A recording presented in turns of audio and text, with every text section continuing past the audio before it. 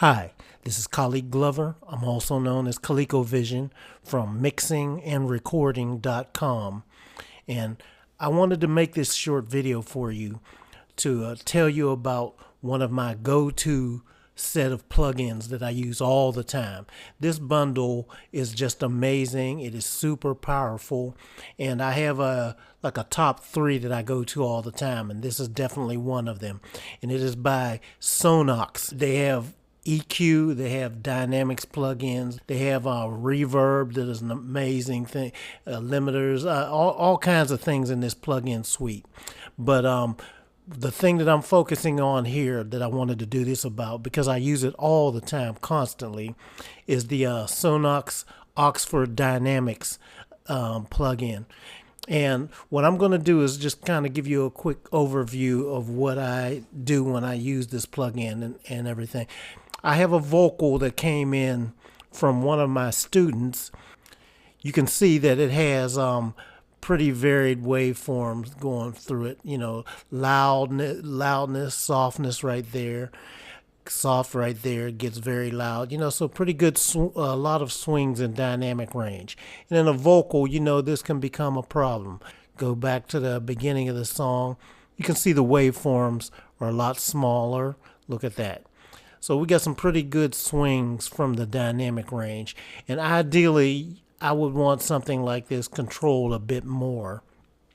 So especially if I was handed this to mix or whatever, one of the first things I would want to do is get it a little more under control so that it's not varying quite as widely. So now I'm going to start and show you with the I've got this plug-in here, which is the Oxford. Let me show you this real quick, just so you can kind of see what's going on. This is right here. It says it right there, Oxford Dynamics.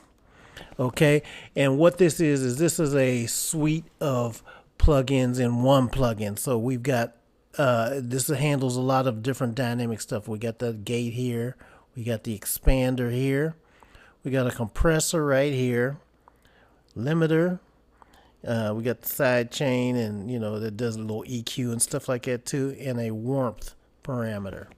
Okay, so this one plugin has a lot of power built into it.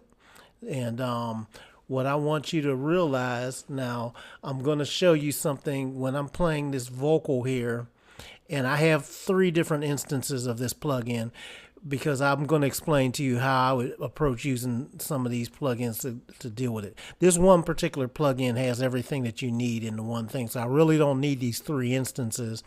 But I wanted to do it so I could put different settings on here and just switch quickly so that you could kind of see what's going on between them. So normally what I would do on a plugin like this, first of all, for a vocal that's swinging wildly like this, and I'm not even going to deal with EQ, but one of the first things that I would do is put on, I have this filter here that's filtering off the low.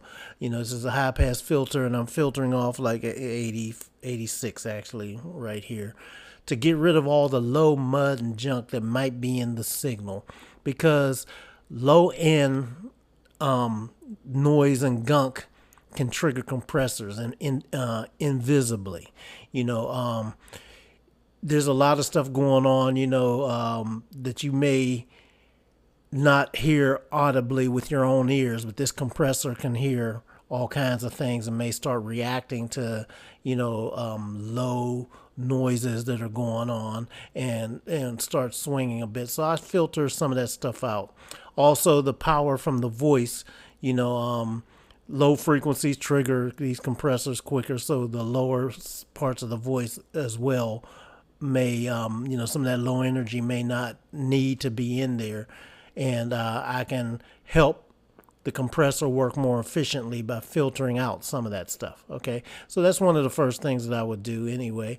And this vocal, for example, it has some peaks going through it. The source material is peaking every now and then, and then when I play this vocal here, I'm just going to play it a bit, and you'll see you're not going to hear it, but you can kind of see on these meters here, nothing going through. This is bypass, but you see we got some peaks here where it's peaking out. So one of the things that I do as an approach sometimes, normally what I would use in this first position would be, if I wanted to kind of control some of these out of control little peaks that are happening here, I may use an Oxford limiter itself. I'm not using that in this case because, like I said, I wanted to kind of be able to switch between and let you guys show the power of this one plugin that has everything in one plugin here on the Dynamics plugin. But normally I would occasionally put a limiter here in this first position. So that's what I'm doing here now. As you can see right here, I have the limiter set up on this Oxford Dynamic because it's right in here. So you see that's what's engaged, the limiter here. Everything else is turned off. So it's bypassed right now, but as you see, the input and output are the same. But I'm going to clear this. So now I've engaged it, and I have nothing but limiting on here. So right away, as you can see, the input is still peaking out here. But that limiter, I've got it at a super fast attack, the fastest attack and fastest release it's got, and just barely knocking it down. Here's the limit part right here. Here's where limiting occurs as far as on these meters. Over in this section here, let me show you. I'm going to just circle that. So if you watch in that area, you will see that it's hardly doing anything at all. You know, but it's just like knocking off, you know, the very, very tips of those things that are getting out of control every now and then. But if you blink, you won't even see it catch it. That's what I want. I don't want you to hear the limiting. I just want it to just kind of catch that stuff that's a little bit out of control. And you know, I'll play it again and we'll see just a little flash. But as you see, as that whole passage plays through, the input still has the same peaks that it had, but on the output, that limiter, see, it just flashed right there, knocked it out, and then it was gone real quick. That's kind of what I would do to just kind of get that. You just saw another little flash. You don't want to see that working all the time. So that's, you know, that's one thing that I would do. Normally I would use the Oxford limiter, like I said, but in this case, I wanted to just show you that this one plugin actually has the same power.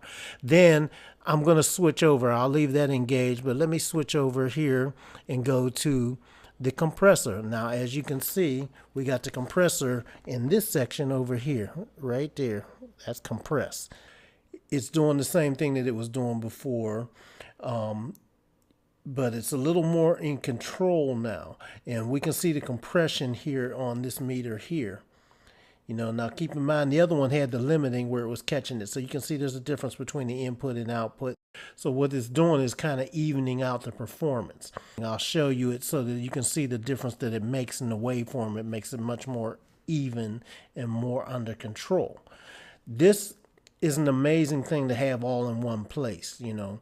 So you've seen other plugins or even hardware boxes that say compressor limiter.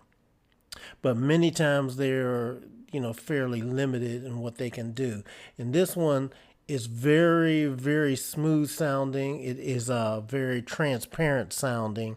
You really can't tell anything's going on. And when I use these to control something, it is invisible to the process, so that unless I want it to be heard, nobody will really even know that it's on there. So it's an amazing plugin. Okay, but let me go to the third instance, because here's another powerful part. I'll close that and go here. This actually is the warmth section. And this is I love this, because what this does is it imparts a color to the sound, just like hardware compressors would do. You know, sometimes you choose a compressor for the sound that it imparts onto what you're trying to process. They all have their own little colors. You know, Neve has its own color. SSL has its own color. A Fairchild or an API, or, you know, the Universal Audios, all the different ones, different brands out there all have their different colors from hardware units. And then when you get into plugins, many people think plugins don't have a color because, you know, they're digital, but they do have their own like kind of color and characteristic to them. But the thing that I love about the Oxford Dynamics plugin is that you can really tailor this to exactly what you want to get for the sound. You know, by using this warmth control, you can dial in a coloration to the sound, and it's very simple. You know, you just use your ears and turn up or down the percentage as you want, almost imparting a analog type of warmth to it. And this plugin in itself, and then not to mention that you can clean up signals with the things like the gate and expander and all that as well. And you've even got on this other part here a little basic this sidechain EQ and everything, so you can actually, you got a low frequency shelf, high frequency shelf here. So this is a little, you know, you can kind of change this up and use this as a very basic and rudimentary EQ to sculpt your sound, you know, and get something really, really nice just within this one plugin. It's very, very powerful, and I use it all the time. I just love it. Also, I will show you another one of my favorites from the collection, from the Sonnox collection, their Reverb. I think the Sonnox Reverb is absolutely one of the best that I've ever used. You know, I put it right up there with all of the classics, and the way that they treat separation of dealing with early reflections versus the long tail of the reverb in two different sections, and it really makes a huge difference in crafting any kind of sonic space that you want. So we'll talk about that in a little bit. Anyway, this is Khaliq Glover, also known as ColecoVision. If you want some more information, go to mixingandrecording.com. That's mixingandrecording.com. Okay, talk to you later. Bye.